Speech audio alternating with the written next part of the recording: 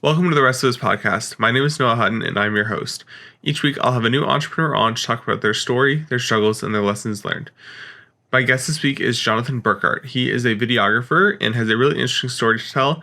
He took a little bit of a different path coming out of high school and how he wanted to do his business and grow his business. So I'm really excited to share that story with you. I resonate with it in a lot of ways. So without further ado, here is my interview with Jonathan Burkhart.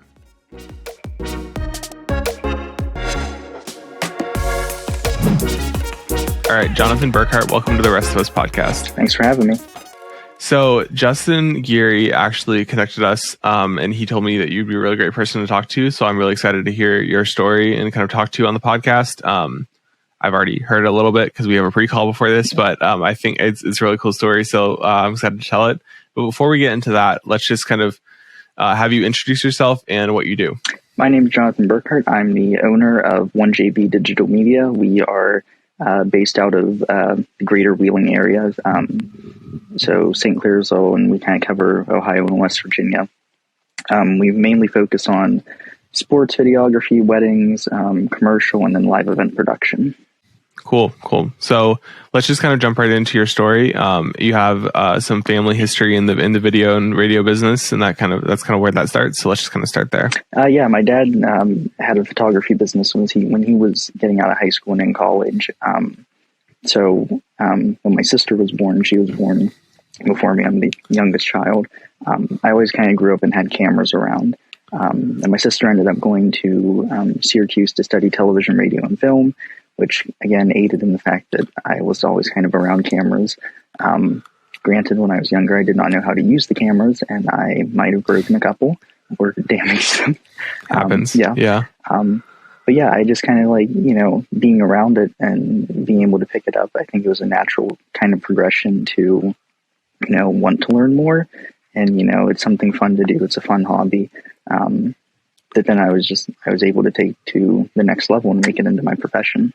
Yeah. And I mean, that's the dream, right? Yeah. To make your hobby a profession. If you do what you love, you won't work in a day in your Absolutely. life, which has its pros and cons, but more or less is true. So let's kind of continue off of there. High school, I think that's where a lot of people in this career kind of get their first start at, working for clients, working on projects and stuff like that. So what was kind of your high school like, and how did it relate to like videography and photography and stuff like that? So my freshman year was probably my first dive into actually doing a project. It wasn't paid, but one of my good friends, Abby, recommended me. They needed someone to film the girls' high school soccer team, and I said sure. My sister, again, ironically played soccer for the same high school, so I'd always had like a connection with the team. So I jumped on that opportunity and kind of took the little knowledge I had and tried to apply it there.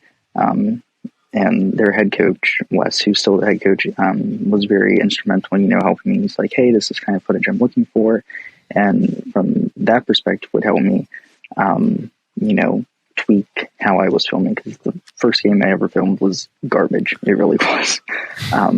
Yeah. And so, just learning that, and, doing research and looking at how, ESPN or NBC would produce a game, and granted, not having the same equipment, but trying to apply that, knowledge and style. And then as time went on, trying to add stuff each year, like going into like the second and third year, we tried to add like a scoreboard, matchup graphics, and then leading up to like COVID, we decided to start streaming. So just all that stuff kind of, builds year after year. And then for the most part, I had a couple people help me who wanted to, which it's always good, hey, you want to help, you can get in the press box. Yeah. So, having a couple of friends help here and there, but mostly doing it by myself really, taught me, I put more of a workload than I should have on myself as far as, we don't need lower thirds for every team member, but I did it anyway, kind of deal. Just stuff like that, being able to test different ideas and build off of that. Yeah, definitely. I'm the same way where like you don't need, that high quality thing or like that extra thing that's way more professional for like a certain thing, but I want to do it a certain way. Like whether I'm trying to learn something new or I just like, I know how to do it, so I'm going to do it. I always like want to add like that extra thing in that really doesn't need to be there, but like why not do it? Exactly. And it probably does add a little bit more of a workload onto me that I didn't need, but it's fun and I like to do it. So when you were doing the girls soccer, was it more of kind of like a live sports production kind of video, or was it more like like film to review for the team? Like when you would like just set up a camera and record a whole game so they can review film. What was the setup like? So when I first started, it was mainly for the team to review, because they wanted it to be able to, look at plays and be able to judge that, which also lended helpful. That was around the time when like action cameras were becoming a little bit more affordable. And I was like, hey, what if we put a couple behind the net and stuff? Because I thought, that'd be really cool. Yeah. So doing stuff like that, which, the first few seasons, again, trying to grow each year, the first couple seasons, I would film the game and it would just be the game footage. I think I had like a very, very bad, roughly made like title card and like a little thing that said like end of first half, end of second half. And so I'd film the game, get home, drop it all into Movie Maker and export it. And it would take like all night to export. Yep. And then after that, as the seasons went on, especially when like I started adding like the scoreboard, because I was always big on, the visual appeal of it. So like I didn't just want to have like a camera facing the scoreboard. I went through and like one of my friends who had helped me, he'd sit there and like manually stop and start like a scoreboard controller, and we'd record that data and then I'd overlay it, which again took a long time. So then going into when COVID hit, which like for most people, and we switched over to live streaming, then it became not only, we're doing it for the team so they can watch it, but also now we're doing it for family members who can't make it. And, we live streamed every year since after that. So this was our third year streaming games. So we try to make it, not only visually appealing and something that, families want to watch, but also something that's still worthwhile and helpful for the team to watch. Yeah, definitely. So you kind of took it and created more of like a little mini ESPN type like production or Fox Sports production for the high school. And is that a bigger high school or is it a smaller high school that you just like are doing like a really big production for? It's bigger for the area. And again, I'll have to give a shout out to our two broadcast teachers. One of them, who was the first one who, was nice enough. I remember the first thing I did intro video, and without even like hesitation, he was like, "Oh, we can put it on the video board for the home opener." Luke Nelson, he was really good to help me out, and he had a big background and big sports guy, so he really helped me out with that a lot. And then Lakin Weaver took over when he actually became athletic director. So with the old video teacher being the athletic director, that was very helpful to have, be like, hey, can we do this? Go ahead, that would be great. And actually understand, the background of it. It's kind of like, but as far as what your question about the size, I mean, it's kind of a medium high school. I think there are 400 to 500 high school students. It's larger for around here. But not, thousands of kids or whatever.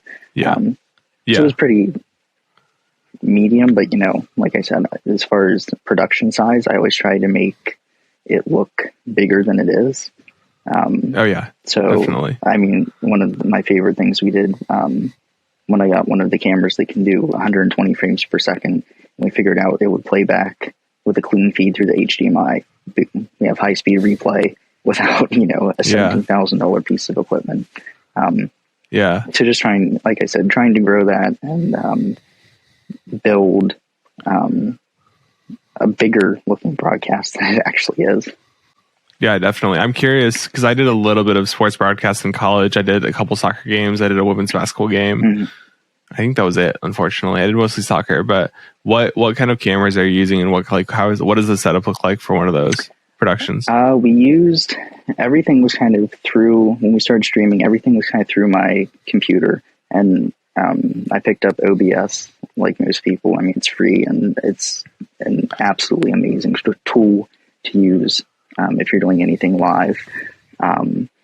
As far as cameras, we had, for the first year, we had a Canon Vixia that was the school's that we borrowed. Okay. Because I have 5D Mark IVs at that point, and the only downside about them is when you plug into the HDMI port, you lose your viewfinder on the camera. So that was very difficult. So we borrowed that one from the school that just kind of like lives in the press box during sports season. So we used that, and then once I picked up my C70, that's what we used for the high speed. And I think we had, let me tell this to you correctly, we had a Magewell capture card Generation 2 that was taking in the main feed, because that was, the most important feed. And then we got one of those, it was like $20 capture cards off of Amazon that, after I bought it, I was like, why did I spend $200 on a Magewell capture card? But that was what we used to put it in. And then I got a little USB audio adapter and a couple of Rode mics that we put, the way our press box is, there's a center room and then there are 2 side rooms that no one's in for soccer games. So we put the mics in there so we could pick up some decent game audio. Okay. We were going to try to get the PA announcer in there, but the speakers there are very bad. And so if you plug into the mains, they're always going to be overmodulated. And if you turn them down so they're not, you're not going to hear them in the stadium. So we just, went with kind of the raw sound. And then for the scoreboard, we actually had 2 different things. First, we had, like I said earlier, the manual controller, where someone would sit there, start the clock, that we controlled everything through a Stream Deck. And then going into 2021, we discovered they had a system set up for a Pixelot camera, that was installed 3 or 4 years prior that they didn't use. That had software that could actually take the live data from the scoreboard and spit it out to an HTML site. So we just took that link and then cropped it on top of our... That was not supposed to happen. Sorry. Where's a good place to start from that? No, you're good. We can keep it in. Honestly, it's fine. Okay. So, just keep going. Yeah, as I was saying about a scoreboard, so that kind of took a load off of just being able to drop in the HTML and overlay it onto our scoreboard. So that was kind of our setup, and it wasn't really, a big, lavish setup. And then we have the net cameras. Fortunately, we never were able to get those into the broadcast, just because we didn't have any wireless or IP, solutions at the time. But we'd add those in post sometimes for the team. Yeah, it's a much more advanced setup than most soccer teams have, which I love, and it's a lot more than I think my high school has or any high school around here. And we're at my high school is 2,000 kids. Most of the a lot of the bigger high schools are closer to 4,000 to 5,000 kids, maybe 3,000 to 5,000 kids. So it's a lot more than most of them have, which I think is really cool. And like I said, I'm the same way where if I can do it, I want to do it, no matter how excessive it is. Same thing with my gimbal. I have a DJI or a Zhiyun Crane 3S. Way overkill gimbal for what I want to use, but it's cool and I want to use it. And I also wanted to have the best thing on the market that I could buy for sure. So no matter if it's overkill, I still want to do it, which I love. So kind of continuing that kind of story, let's just pick up at the end of that, you were doing the high school soccer and taking some classes at high school. Where does your story pick up from there? So at the end of the soccer season in 2018, the team had made it to the second round of the state playoffs and had lost. And, it was against our arch rival team. So we were all kind of bummed about it. And it was in double overtime too, off of a free kick. So it was pretty draining. But that was at the time that I was kind of really comfortable with, my capabilities as far as I was like, I could probably, walk this into like a client and, be satisfied with what I'm putting out, and hopefully they would be satisfied with what I was putting out. And also, again, wanting to grow my skills, what else is out there that I could do? Because unfortunately, our valley does not have a whole lot of opportunities like that as far as video production. I mean, you always have, we're very saturated with photographers, which I think a lot of places are. But there are only a handful of people who do video, an even smaller amount that do video, professionally and like full time. So I'd asked my broadcast teacher, who still at the time was Luke Nelson. I was like, hey, do you know of any, anything during the off season of soccer that, I could get my hands into, continue with this, without having to, go out and look for clients. Because, I mean, when you're in high school, and it always, kind of bothers me, and it's gotten better, as time goes on. But, the younger you are, if you go in and say, hey, this is what we can do for your company, and you're like, yeah, I'm a junior in high school, they're going to look at you and go, probably not, even if your stuff looks good. So he reached out to a couple places and ended up hearing back from one of our local sports teams, the Wheeling Nailers, who are in the ECHL, which in the tiers, feeder league, it goes into the American Hockey League, and then some of those players end up in the NHL. So he had heard back from their production director that, they need some camera operators for game night. And it was like $10 an hour or something. And I was like, I've been a lifelong fan. Can't really complain, even if it's $30, $40. Can't complain about getting paid to go film a hockey game. And it's, I mean, for the most part, it's the only live production in the area. I mean, there's news stations and whatnot. But for the most part, like, there's no, and again, high schools, but, there's no other live production in the valley.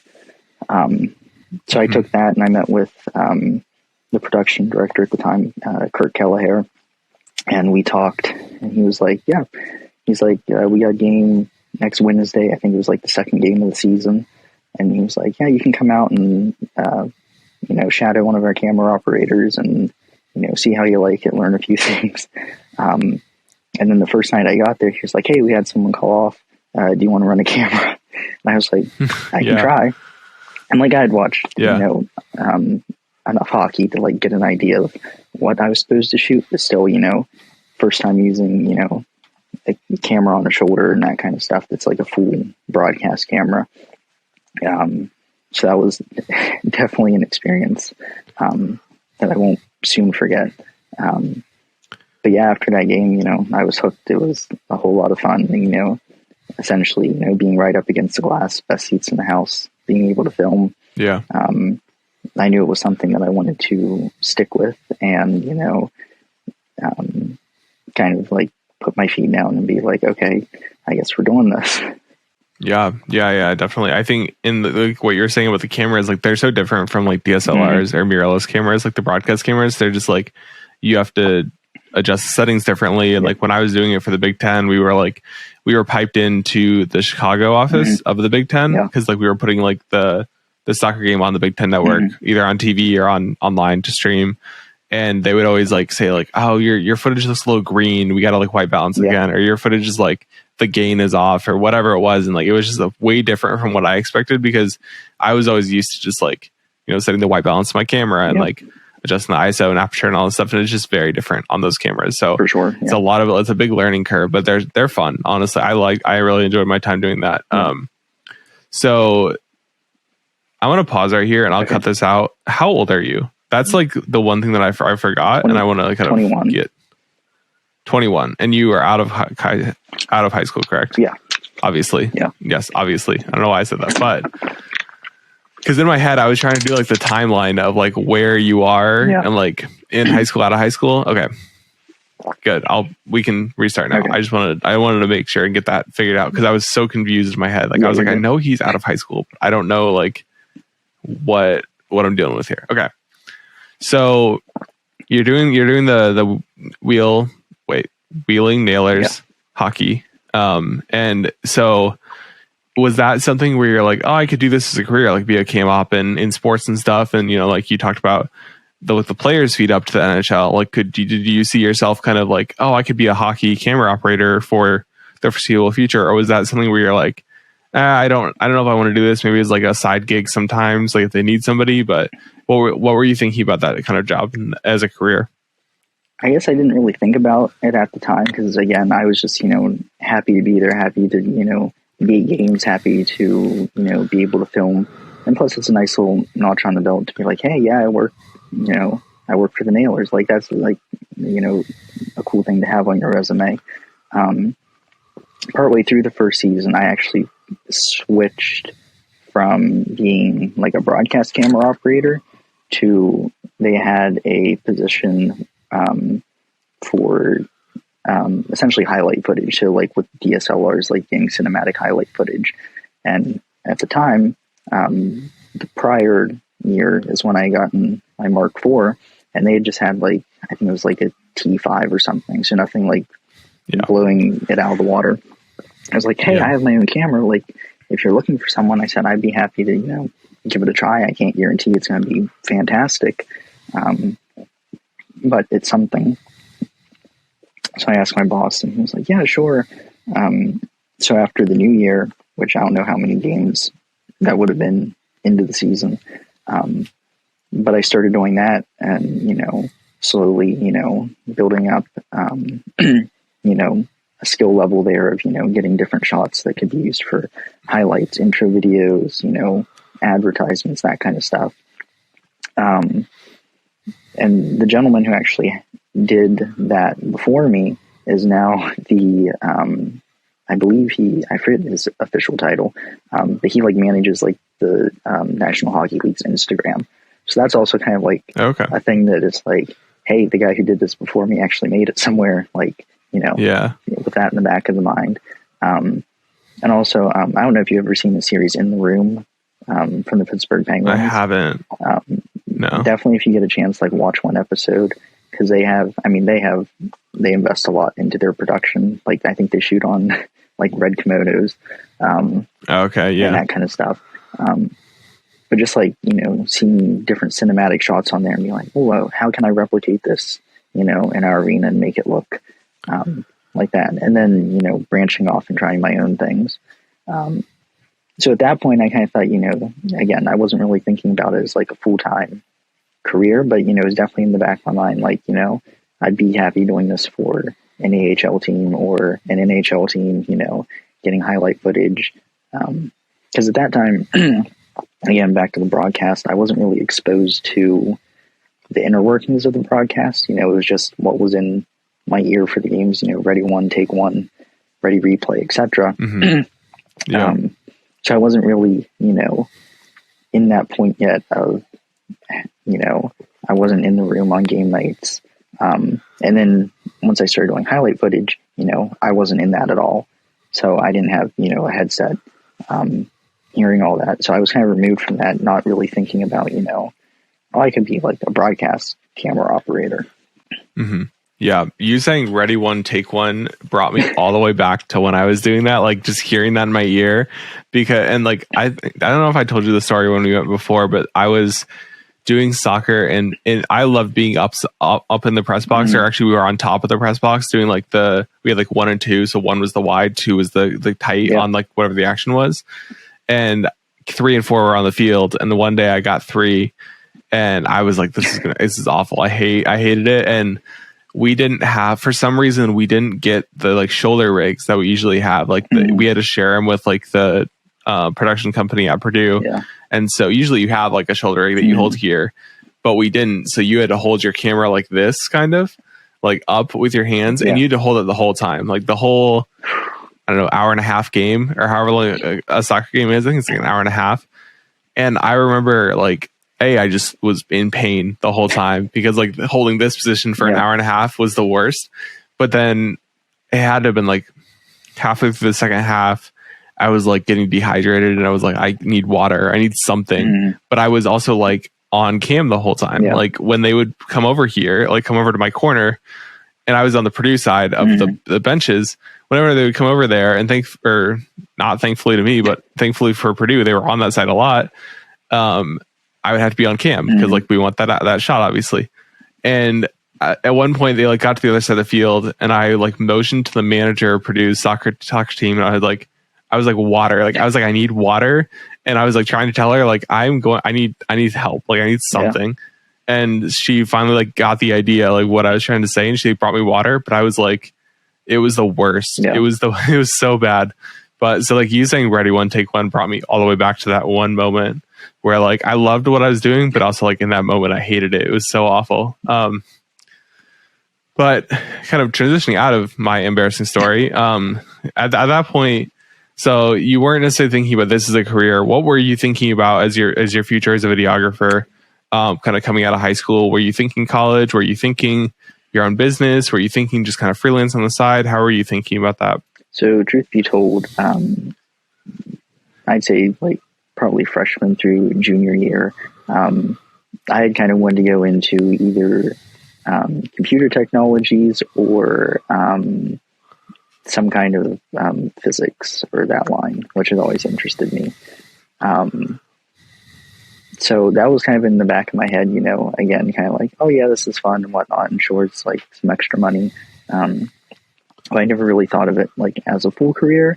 But as I started to tour college and, you know, realize, you know, this valley is not the most educated when it comes to science, as far as having resources and that kind of stuff. I realized how far behind I would more than likely be in college. So I kind of, again, that's when I kind of focused more on like maybe like computer technologies or coding or something. But you know, it started to creep in slowly that like, well, maybe I could do something video. But then, and I told you this when we had met before, you know, it comes down to, you know, you're either going to go to a college that has all the resources in the world and you're going to pay a heck of a lot of money, or you're going to go somewhere that's reasonably affordable and probably be shooting on equipment that's 15 or 20 years old. So that was kind of the big, you know, pull and push as far as, you know, where can I find a college that I could do this full time, as far as, you know, be able to, you know, take classes and then still have opportunities outside of classes to work on projects, and then also being around people who also, you know, fully share that passion. Like I know when I toured up at University of Pittsburgh, I got in contact with a gentleman up there who was really nice. I believe his name was Michael Smith, I think. And he had like a whole lot of years in industry and worked in Hollywood and whatnot, and kind of built their entire sports curriculum from the ground up. When they had like relaunched Pitt Studios, or founded Pitt Studios in like 2017 era, I think, 2016, 17. Okay. And he was like, oh, we're so glad to have, when I, you know, expressed my interest, I was like, yeah, I'd rather be behind the camera. Don't put me on camera. He was so happy because he's like, we get so many people who come in wanting to be only in front of the camera. They want nothing to do with behind the scenes. Oh, really? Yeah. And, you know, people who, you know, and again, I'm not dissing anyone, but, you know, people expecting, you know, it's their first time, you know, they have the looks, you know, boom, I'm going to be, you know, on ESPN kind of deal. And I was like, no, please never put me in front of the camera. But he was really excited about that. And that was one of those things, like, and there was kind of like my moment where I was like, you know, I think I could come to college, because they do kind of like what you said, where, you know, you produce something that goes on the Big Ten. They work directly with ACC Network and AT&T Sportsnet and all those places. So, you know, Pitt games get streamed there. And then since NEP is located in Pittsburgh, who, you know, they make like a whole bunch of broadcast equipment, they work directly with them. So like if they come up and have like new equipment, like they're like the first people to get to test it in the field and whatnot, which was a really big, that's really cool. Yeah, it was a really big, you know, check mark for me. I was like, you know, that's great. You know, you don't really have to worry about, you know, shooting on old equipment or, you know, not being in the know of when something new comes out. But again, that comes with the side effect of the price tag, which again was in the back of my mind. And I think, and I don't know if this is still the case, but Pitt, they required you to double major. So if I was doing, I forget what specifically, it wasn't sports broadcasting, I forget what it was specifically called. But if I wanted to take that, I had to take a major in something else, which I was like, I don't really want to do that. Yeah. But, I kept kind of looking and like trying to figure out what I could, double major in. Yeah. Yeah. I double majoring is a lot. And in college, like there's so many, like, I feel like in the creative industry, especially, and right now, like there's so much cost, like it's costly to go to college, but like cost benefit analysis, I guess is what I'm trying to say. Like, do I want that experience of college? And like, I did it and I loved it, but I also like recognize that if I had pursued my career of doing my own company and being my own freelancer and all this kind of stuff out of high school, I probably could be a little bit ahead of where I am now without college. Like I didn't necessarily need it. I don't really use much of what I learned in college, but I gained a lot of experience and friends and people like that. So there's the benefit of that, but it's also like I have student debt now. So like there's also that. So especially now when like college degrees are in a lot of areas becoming less and less needed, it's really hard for like high schoolers and stuff like that to do that cost benefit analysis. I cannot talk. Cost benefit analysis of, do I go to college or do I just like stay at home, work a part-time job and do my own thing and kind of learn, maybe get an internship somewhere, or kind of find a mentor that's doing it already. So what was your kind of decision in the end, and how did you figure that out and kind of navigate that? So kind of like you said, and also the fact of like, I mean, we live in probably the best era for information as far as YouTube. You can look up pretty much anything you want to know about editing, filmmaking, color grading, anything you can find there. And I've always been a really big, it's always been really big for me to think, if you're learning something creative, like sure, college definitely has its place if you're learning like nursing or engineering or something that you need that information and that you're not going to really learn unless you're in a class. Where it's something creative, and again, what I'm going to say isn't necessarily applied to everything, but in my mind, if you learn something creative from one person, you're inherently going to get, a little bit of their creativity. Or if you learn from 15 different YouTubers, you're going to pick up little different things. You go, oh, maybe I could try this. Maybe I could try this. As far as college, though, back to your question, I ended up, because the year I graduated high school was when COVID hit. So, I was kind of in that standpoint of, nothing was happening. People didn't even know if college was going to be a thing in the fall. So I was like, do I really want to go up to Pitt, spend the money, essentially not be able to do anything?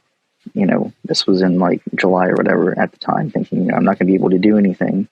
Who knows if sports are even going to be happening? So if we're going to be able to do anything like that, and, God forbid I go up there and then, they decide to close down, and then I live like almost 2 hours from Pittsburgh. So it's like, I'm going to have to figure a way to get all my stuff back down to home. Yeah. So when I had applied to college, I'd applied to Pitt and then one of our local colleges, West Liberty, who also has a broadcasting program, who I'm pretty sure at the time when I was working at the Nailers, most of them had graduated from West Liberty. The PA announcer, the DJ, like 3 of the camera operators who I talked to and were friends with. So they were all kind of like, if you're going to go and, at least to college and try to get something, again, especially once COVID hit, they were like, West Liberty's not, a bad option. So in the end, I ended up deciding to go there. And I stayed for a year. And again, it's one of those things where, they're a smaller university, which isn't a bad thing. And they have, a decent, like they have a broadcast truck that has, decent, they have, a 3-play, they have TriCaster and, decent cameras. But the downfall there is they're a smaller university, so you have like one or two people who are, in charge of the whole thing, which they're fantastic. If I had any questions, they were there to answer. But, and this from being on the creative side, when you're one person or two people handling that much stuff, you can't do everything. And so that definitely shows, as far as, being overworked, in the amount of time you have to do something. Because when you, again, one person, trying to film and, produce football, basketball, volleyball, like it's next to impossible. So after my first year there, I was kind of like, I like it here. There are a lot of good people I've met, but in the end, I was like, I think I'd be better off, being able to either have my own business, or at the time I was still working for the Nailers and kind of part-time. So I was like, I think that would be a better option for me as far as, not spending the money on college, or at least West Liberty in particular, and being able to make money, but also because, kind of like I said, like it wasn't, I guess satisfying is the right word. Like it wasn't, like sometimes I felt like, what we did for high school soccer was like better than what we were producing for West Liberty, which again, isn't a knock on them. They're working with what they have. And when you're overworked, I would be the exact same way. What it is. Yeah. And I mean, I understand your feeling there. Cause like I did some productions in college, but like some of the stuff I've done now, and like with real estate or with, talking with clients and like stuff I plan in the future, like I'm going to learn so much more from that than I ever did in college. And part of it was, I had my first 2 years, did a lot of production, and then COVID hit, and then I didn't get access to any gear ever again, partially because I wasn't in production classes, and also just because of COVID and like the renting out gear and stuff like that whole process. But, just again, that cost benefit analysis, especially coming out of college, out of high school and COVID, you're like, am I really going to get the opportunities that I want after this? Because of, especially in 2020 and even kind of into 2021, people still didn't know kind of what we were going to do and what the sports idea was. So you stayed there for a year, you said, and then you left West Liberty to kind of start your own thing. Kind of talk about. So you have your own production companies. Talk about like how you got your first clients and kind of what that first, year or so was like of building up business right there. So prior to that, I think it was 2018, I had started my, I decided to do, really big at the time. I did my own Instagram page. I think it was 1JB Photography. And that was just, I posted a lot of pictures on my personal Instagram. And, I kind of wanted to keep it separated just because it was starting to fill up. And I was like, I might want to like grow my audience and, be able to, post stuff publicly without it being my personal account. So through that and, doing photography and then some of the connections I had from, doing soccer and kind of being known for, being good with the camera kind of deal. I did a couple senior pictures here and there. A couple of good friends who I was like, hey, do you want to do a photo shoot? I'll do the photos for you for free. Just to like, try it out, see, if I can learn anything. And they were very nice and like, oh, sure, I'd be happy to have photos, So that's kind of a little bit where it started.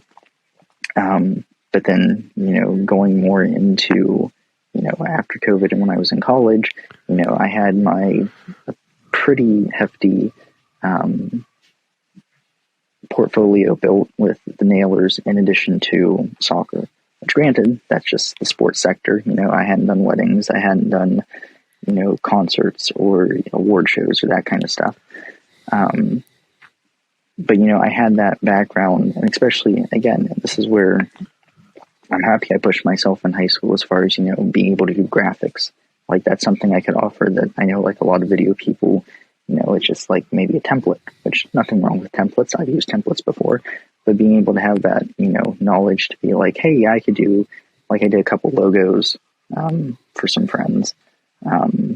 who, they paid me whatever, like $50 to make a logo. And so just like little stuff like that.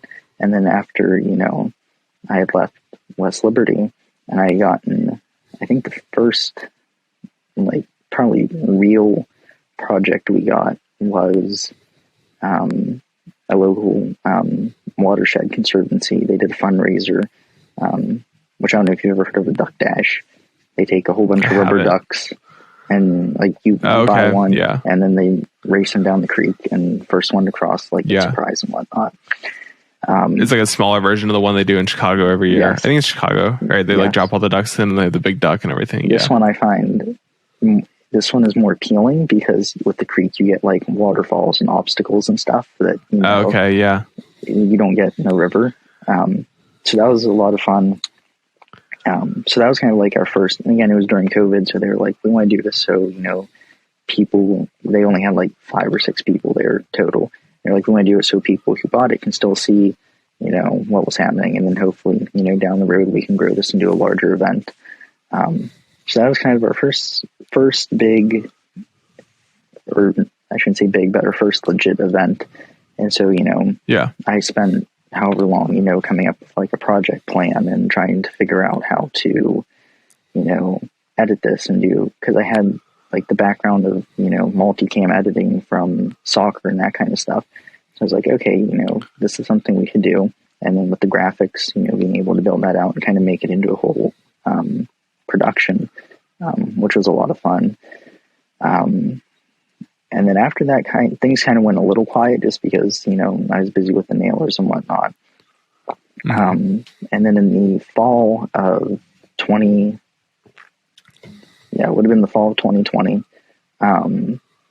I got asked by one of the nailers photographers who also works for the newspaper. They do like a best of the best gala, where all the newspaper buyers get to vote on like their favorite businesses, and they were looking for someone to video it. And it's like, yeah, we'll pay you and whatnot. And I was like, sure. And so they have 2 of them. One's in Wheeling, one's in Steubenville. And so they booked us for both of those, which also helped because the following year, which is one of our biggest events so far, they do a half marathon and then a 16-mile obstacle course in downtown Wheeling. Oh, wow. Yeah. And they wanted photo and video for that. And so we got hired on to do that. And that's kind of where, and not to give this guy too much credit, which again, he does because we've gotten a lot of projects through him. His daughter was getting married, and he was like, hey, do you want to do that too? We're looking for someone. And I was like, I've never done a wedding before, so sure. And so we just, going into 2022, we ended up being booked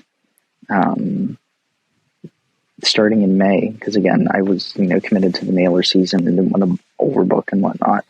I think starting like May 7th, we ended up being booked like every weekend until September or something.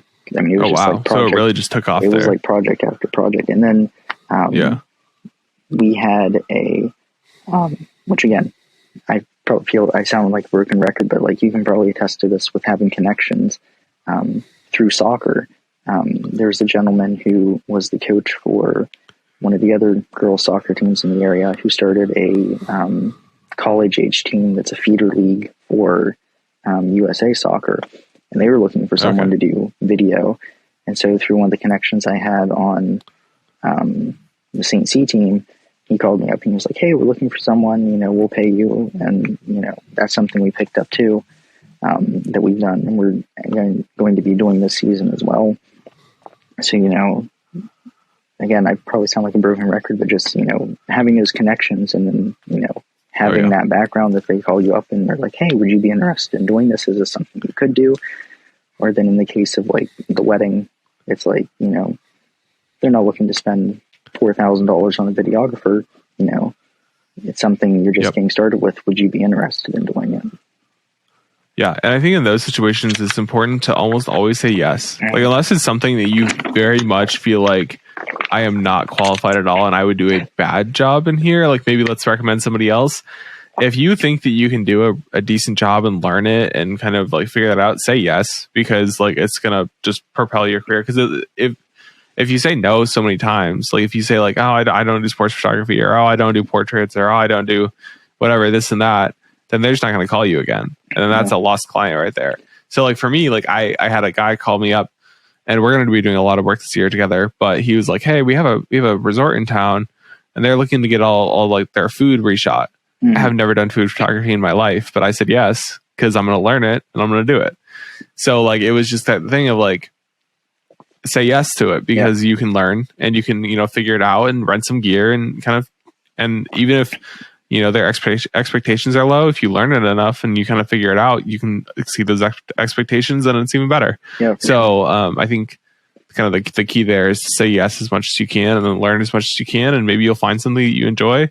And that's an added piece of your business there. Yeah. One of my favorite things that my second broadcast teacher, Lakin Weaver, says, he says, always say yes, figure out the details later. Yep. Which has bit me in the butt more than once, but it's better to go out there and try it than, exactly to not. Yeah. And I mean, don't lie to them. Don't like say yes. And then like say yes, but kind of give them a caveat of like, maybe like, hey, I've never done this before, but I'm going to do it and I'll figure it out. And we're going to figure it out together. But like, so don't like be like, oh, I'm an expert at food photography, but I've never done it in my life. Like, don't do that. But say yes as much as you can, because it's going to lead to a lot of opportunities. Yeah. So kind of getting to the end of the podcast a little bit. I know we talked about a lot of your story, which is very, very interesting, like kind of the path you took. I want to hit on three things. I want to hit on how are you growing in 2023 and how are you looking to grow in 2023. I want to hit on your gear and what you're using now for your productions. And then at the end, I want to hit on kind of tips for entrepreneurs and action items and things like that. So let's start with like growth in 2023. What kind of strategies are you putting in place, or how are you looking to grow? Or are you looking to grow at all? Do you have like kind of that plan in place, and what does that look like? So the biggest thing right now for 2023 is, like I said, last year we did a bunch of projects, probably over 30. So I have a butt ton of footage that I can go through and actually start to create, advertisements and more demo reels that, I couldn't do before, because I'm not going to create a demo reel with just one wedding. Now that we've done 4, like I have enough where I can do that. And same with, live event production, sports, I have more that I can, put in and advertise. Likewise with that, I've been trying to, when I first put together our website, it was just a smaller website because, again, I didn't have a whole lot of media and assets to put in. So I was like, I don't need something too extravagant. But just trying to revamp that to reflect, what we're capable of, and then also kind of making it, user-friendly to find, which is something I've, been trying to do and, match, between Instagram, Facebook. We just literally like 2 days ago, I made a Twitter because the soccer team was like, hey, can we tag you? And I was like, I'm probably never going to use it, but it doesn't hurt to be, tagged. Exactly. Yeah. So, stuff like that, and trying to build our brand, because something that I always, have to like think twice about is when you're a video production company, you're like 3 times removed, or I guess 2 times removed from your project. Because if you're doing, for example, a wedding, you're sharing that video with that client and they're going to share it and everyone's going to be, oh, it's such a great video. But then you have to go down that layer to, who's the business who did it? Where, if you were a restaurant or a, brick and mortar store, like you are that, not necessarily transition point, but you're, that direct point of contact with the audience. So that's something I always have to think about, because, at the end of the day, you want people to know who you are and know who your business is. And so, that when you're creating content, whatever it may be, to be able to, put that out there that this is my business, this is what we have done, and not just expect people to, see a commercial on TV and be like, oh yeah, this company did that. You want to have that connection to be able to say, yes, we did this, we worked with them. And, for clients, it's always helpful when they tag us and that kind of stuff. Yep, absolutely. Yeah, and another thing I wanted to hit on, I was looking at my notes here. You have a kind of a second person on your team that you hired. So kind of talk about that decision to hire so early. And you're kind of early. I mean, you have a pretty established brand and business, but hiring's a big jump in a business, hiring that first person. So talking about your decision there and why you decided to hire somebody for your business. So we have, one of them who kind of by proxy, because she's my girlfriend, agreed to help. And so technically she's a freelancer, but she does help, more than a typical freelancer just because of, we're dating. So that kind of just came not out of necessity, but also at the same time out of necessity, because I'm very used to, again, doing everything on my own. I mean, that's kind of what I did with soccer. It's what I did, when I had other projects to edit. But then once, which I'm sure you can attest to, once you get into a business and you realize, half your time is dedicated to spreadsheets and taxes and everything else, which I still don't know 90% of the stuff about, LLCs and whatnot. You need someone else. Otherwise you will be up 18 hours a day, trying to make your business happen. Absolutely. So that's kind of where that came from. And then again, with the connections I have, being able to reach out if I need extra camera operators, or I need, one of my good friends, Brandon, he has his own aerial photography company, Skyward Shutter. And so instead of me going out and getting a drone license and spending however much on a drone, I just, I hire him on, on a per project basis to cover that kind of stuff. And, just being able to have those connections and being able to have people that you can rely on, which again, long term, I mean, even just last night we were talking about maybe one day, we merge or, have an overarching LLC over both of our companies or something like that. I think that's something always to look at, because again, the more you can offer, the better off you're going to be getting clients. Yeah, definitely. It's the work is so much when you have one business, especially during, tax season. It's just an added burden of okay, I gotta get all my documents together and make sure that's all kind of squared away. And then there's insurance, and then there's drone. I have my drone license. I have a drone, but getting insurance for that, making sure I'm able to fly. You have your contracts and lawyers and all this kind of stuff. There's so much business stuff that you have to do, and I personally enjoy a lot of that. I recorded an episode today. I recorded an episode today with somebody else, Isaac Ross, who's going to come out right before your episode, and we talked about kind of where our business is going to go. So do we want to stay as a shooter the whole time? Do we want to kind of take over as a managerial role and hire out shooters? And I was kind of saying, I kind of like both. I'd hire, if I hired out anything other than an accountant and a lawyer and somebody like that, an insurance person, I would hire out editors, because editing is not as much my favorite thing to do, but I still love shooting and I love being on set. But I also really love the pre-production side of it, and the client interactions and meeting clients and being on set and coordinating and all that kind of stuff, and leading. So that's where I would see my biggest hiring would be editors. But also having those people to kind of play off of and say hey, what do you think of this shot? Do we think we can do this? Should we color it this way? How do just asking opinions of other people. Sure, so that growth trajectory and kind of having a team is so important, because it allows you to kind of take some of that weight off your shoulder of doing everything, because it's so stressful doing everything, and you really don't have enough time of the day to do all of that, especially when you start getting more and more work and more clients. Yeah. One of the things I definitely underestimated this year, that kind of dreamed me was, after a project, especially on the days when we have back-to-back projects, I have to clear SD cards, transfer the footage, organize the footage, charge all the batteries, make sure everything's packed. If it's, we're going from a wedding to a sporting event, it's not all the same equipment. So making sure everything's set. And that was just, that drained me this year.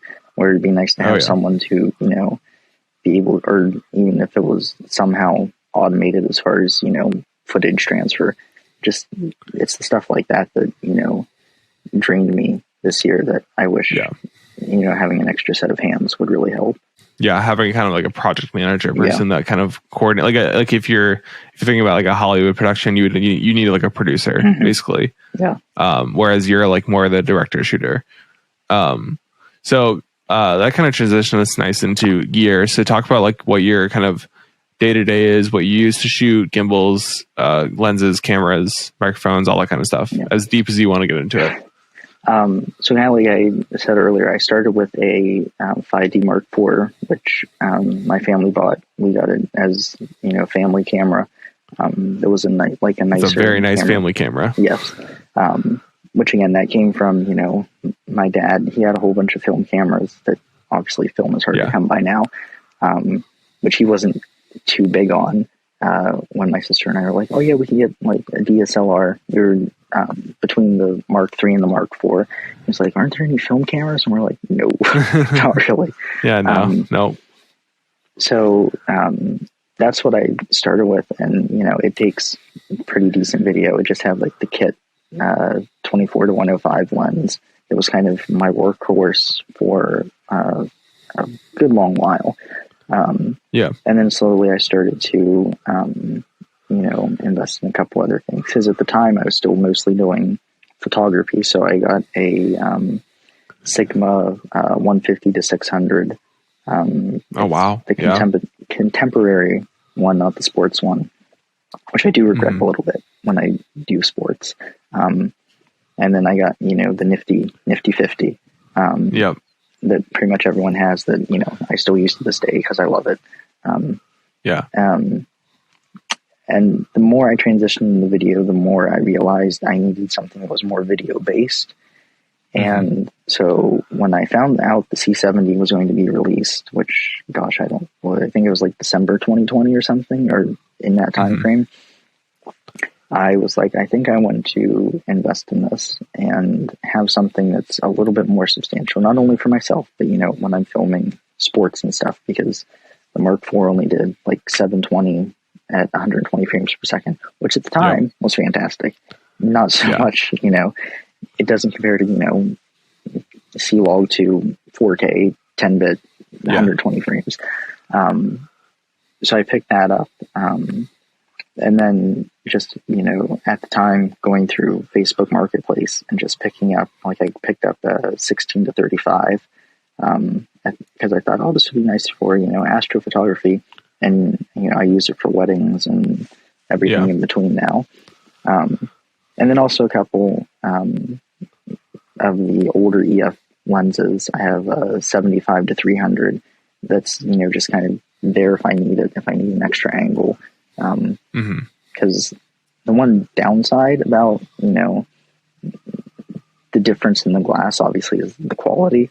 But, I'm not going to go out and buy a $1,300 lens for something I'm going to use once or twice a year. So I kind of make the sacrifice there that, I'll accept a little bit lower quality for, saving some money. And then I was able to pick up, again on Facebook, someone was selling a used 5D Mark IV.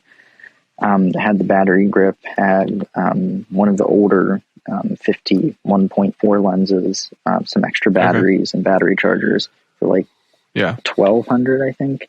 And I was like, oh, that's a really good deal. I was like, it's $1,200, but I was like, I'm not going to see this deal again.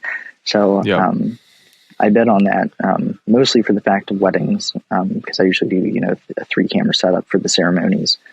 And I didn't want to color grade a T7 with a Mark IV and a C70 anymore. Yeah. So that's kind of, and then I have a whole bunch of Yi action cameras that I got used that people were just selling like $50-$60 that I picked up. So that's kind of my main amount, or my main equipment as far as camera stuff, which, day to day, I'll usually take the C70, and if I ever go somewhere and I don't know what to expect, I'll usually take the C70 and the Mark IV just in case I need photos too. Yeah. And then microphones, I have the Rode. Pretty sure all my mics are Rodes. I have the logos. I have like 2 sets of those and the go-tos for interviews. And then the Video Pro, whatever it's called. And I've been looking at getting Video Mic Pro or whatever. Yeah. And I've been looking at getting a one of the shotgun mics at some point. But again, it's not something that I necessarily would use enough that I'm going to jump on just yet.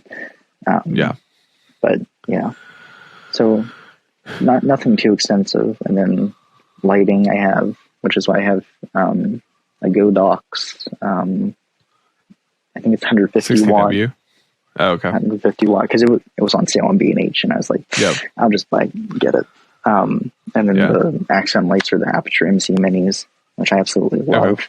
And I definitely want to get another set of those at some point, because they are invaluable when it comes to, you know, where you're on a shoot and just put it up here and get a nice amount of light.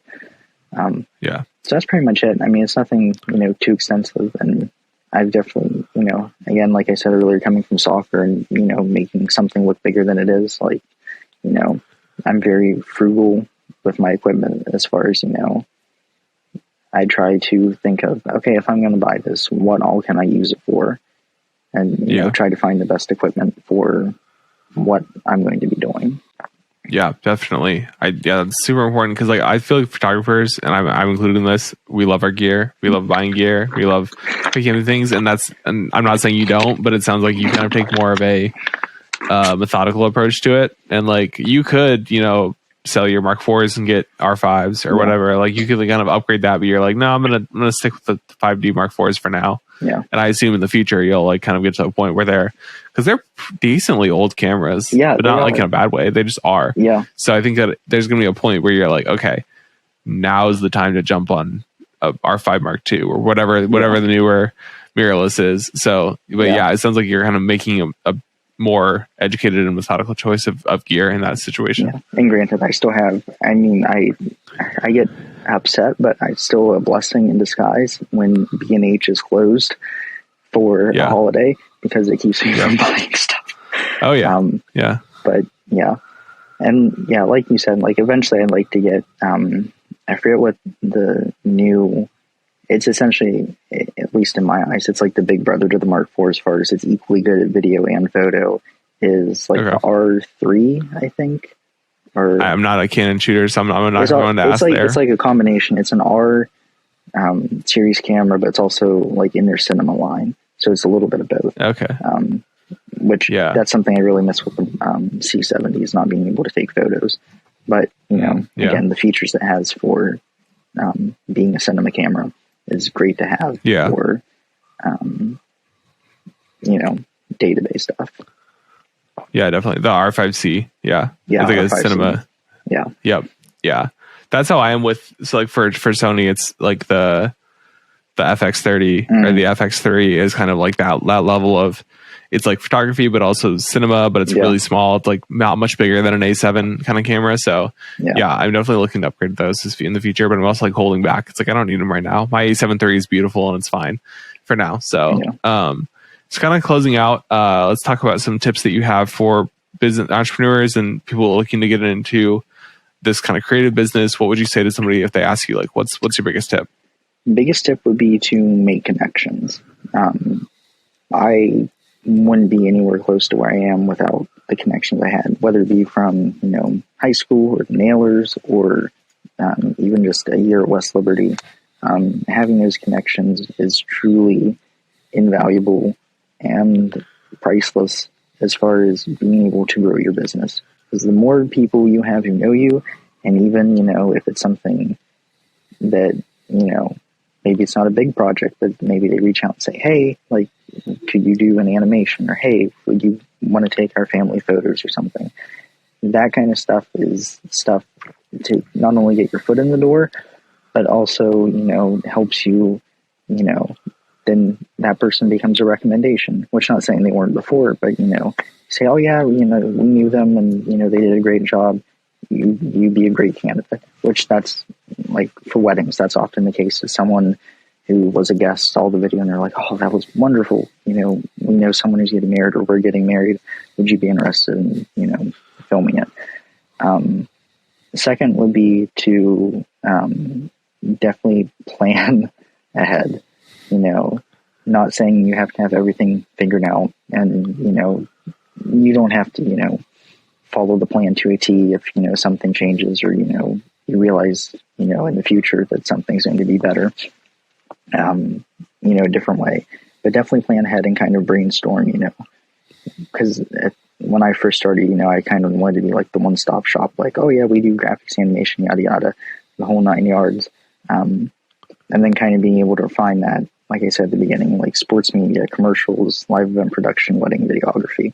We offer photography, but it's not something I'm going to spend time advertising when it's not, a main focus. So that's definitely something I would recommend is, being able to keep your, branding and what you do consistent and to a minimum. So when people, are reaching out or if people are recommending you, they can specify what you do.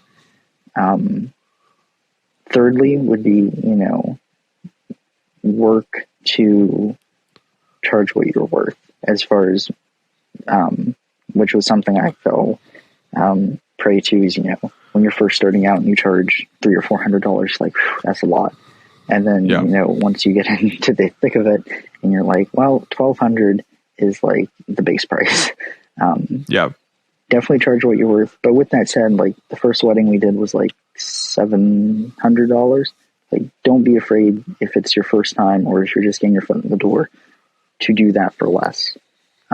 It's not an insult or on you, and it's not, it's not going to make or break you because like I don't think we made maybe like $100 or $200 profit from that by the time we included staff and music rates and all that stuff for the wedding. Like, don't hurt yourself over, charging lower, but at the same time, if you've done 10 weddings and you're getting clients, every month emailing you, charge what you're worth because, you're not going to make it charging $500 or $600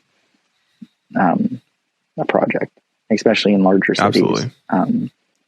And also, kind of a fourth tip, but also in that, learn your area, learn your market, which, that's to any business almost. But, find what people's needs are. Like around here, like high school sports kind of rank, I'd say where, people want highlights, people want photos. Weddings happen everywhere, so that's always a big one. And then commercial production. So that's, again, kind of what we tailored ourselves around to as far as what we offered to narrow it down to. But yeah, definitely knowing your market and then being able to distinguish, because we're kind of in Wheeling area, it's a lot smaller. And then we have Pittsburgh and Columbus, essentially on our doorstep. So being able to, know where you're going to want to direct your services. Yeah, definitely. I love all those tips, and I think that's a great way to end it. So, Jonathan, thank you so much for coming on the podcast. If people want to find you or your website or your just company, where they find you online? We have website, Facebook, Instagram, now Twitter, LinkedIn, YouTube, Vimeo. All of them are at 1JB Digital Media or 1JBDM or OJBDM. Sorry, I always say one out of habit. Yeah. But yeah, if you search us, you'll probably find us. Yeah. And I'll make sure to link your website and a couple of your socials in the description of the show notes. But yeah, like I said, thank you for coming on the podcast. And we will see you on the next week of the Rest of Us podcast. Thank you for listening to this episode of the Rest of Us podcast. If you enjoyed the episode, please consider leaving a rating or review on the podcasting platform of your choice. It really helps me see that you are enjoying the episode and also helps other people see the podcast. Also, please consider giving a follow on social media. All the links will be in the show notes down below. Also, in the show notes, there is a link to the Rest of Us newsletter. This is a platform where I'll send out different takeaways from the episode, resources that were mentioned in the episode, and also notifications about new episodes. So make sure you click the link to subscribe there. So episodes are released weekly, and I will see you then on the next episode of the Rest of Us podcast.